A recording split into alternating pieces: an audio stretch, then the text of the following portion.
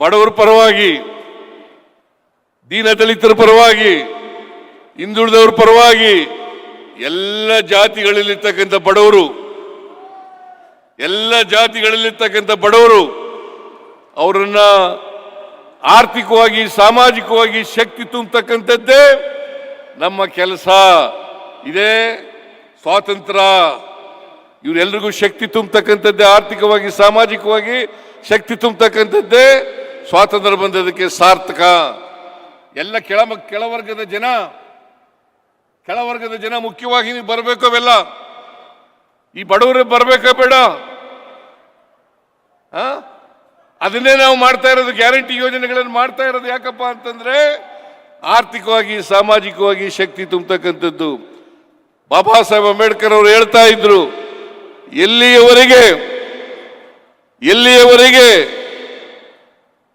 ಪ್ರತಿಯೊಬ್ಬರೂ ಕೂಡ ಈ ಸಮಾಜದಲ್ಲಿರ್ತಕ್ಕಂಥವ್ರು ಆರ್ಥಿಕವಾಗಿ ಸಾಮಾಜಿಕವಾಗಿ ಸಬಲರಾಗಲ್ಲ, ಅಲ್ಲಿವರೆಗೆ ಸ್ವಾತಂತ್ರ್ಯ ಬಂದದಕ್ಕೆ ಸಾರ್ಥಕ ಆಗಲ್ಲ. ಸ್ವಾತಂತ್ರ್ಯ ಬಂದದ್ದು ಸಾರ್ಥಕ ಆಗ್ಬೇಕಾದ್ರೆ ಪ್ರತಿಯೊಬ್ಬರಿಗೂ ಕೂಡ ಆರ್ಥಿಕ ಸಾಮಾಜಿಕ ಶಕ್ತಿ ಬರಬೇಕು. ಜಾತಿ ವ್ಯವಸ್ಥೆ ಹೋಗ್ಬೇಕು,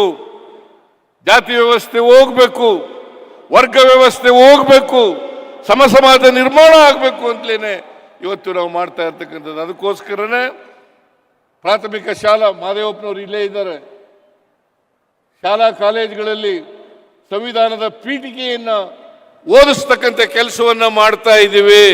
ಯಾಕಂತಂದ್ರೆ ಪ್ರತಿಯೊಬ್ಬರಿಗೂ ಕೂಡ ಸಂವಿಧಾನದ ದೇವೋದ್ದೇಶಗಳು ಗೊತ್ತಾಗಬೇಕು. ಈ ದೇಶದಲ್ಲಿ ಅಸಮಾನತೆ ಹೋಗೋವರಿಗೆ ಸ್ವಾತಂತ್ರ್ಯ ಬಂದದಕ್ಕೆ ಸಾರ್ಥಕ ಇಲ್ಲ. ಸ್ವಾತಂತ್ರ್ಯ ಬಂದದ್ದು ಸಾರ್ಥಕ ಆಗ್ಬೇಕಾದ್ರೆ ಈಗಾಗಲೇ 79 ವರ್ಷಗಳಾಯಿತು. ಇನ್ನು ಅಸಮಾನತೆಯ ಸಮಾಜವನ್ನು ನೋಡ್ತಾ ಇದ್ದೀವಿ.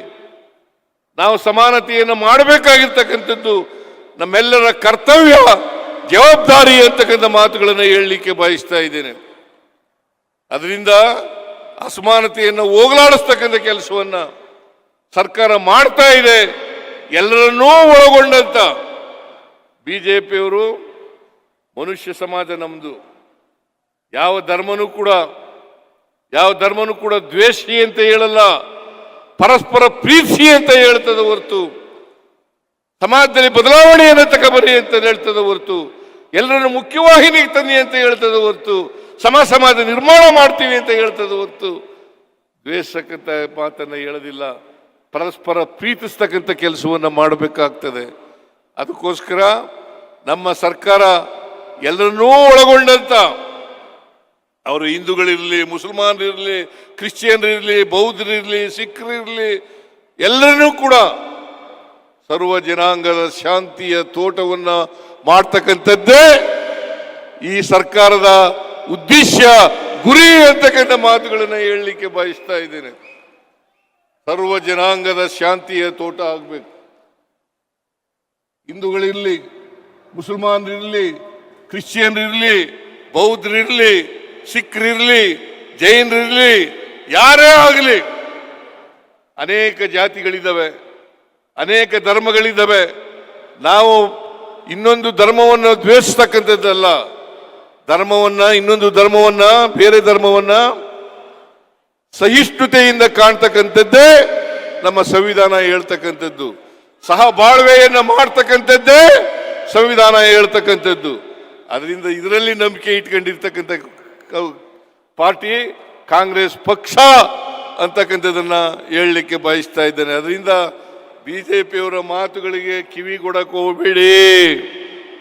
ಸುಳ್ಳು ಹೇಳ್ತಾ ಇದ್ದಾರೆ. ಅವರು ಅಧಿಕಾರದಲ್ಲಿ ಇದ್ದಾಗ ಒಂದು ಕೆಲಸನೂ ಕೂಡ ಮಾಡಲಿಲ್ಲ.